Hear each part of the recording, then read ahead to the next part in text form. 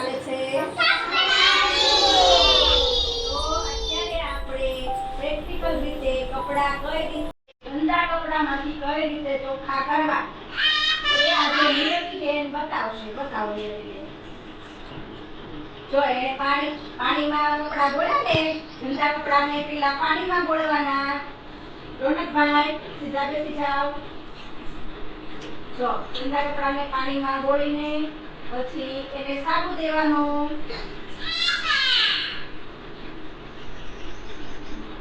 સાબુ દઈને પછી બ્રશ ઘસવાનો, સરસ રીતે મસ્ત મજાનો બ્રશ ઘસવાનો. બ્રશ ઘસીને પછી આપણે પાછો એને પાણીમાં બોળવાનો.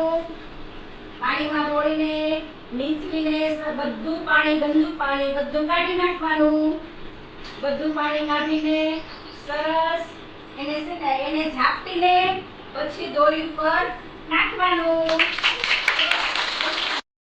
અત્યારે આપણે શેની ટીમ ચાલે છે? સિદ્ધાર્થભાઈ આજે ગંદા કપડા અને ચોખ્ખા કપડાની સમજ આપશે. સિદ્ધાર્થભાઈ ચલો. જો ગંદુ કપડું હોય ને એને હાથમાં લઈ પછી ચોખ્ખા પાણીમાં ડોલમાં બોળવાનું. ડોલમાં બોળીને પછી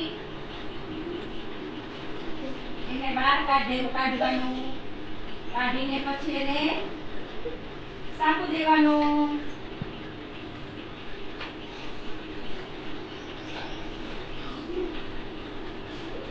સાબુ દઈને પછી બ્રશ ઘસવાનું.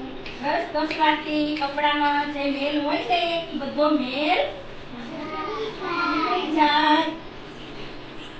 પછી મેલ બધો બહાર કાઢીને પછી એને પાછું પાણીમાં બોળવાનું.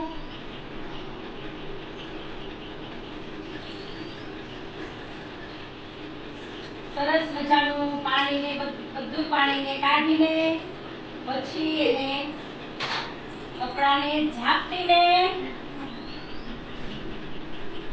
દોરી ઉપર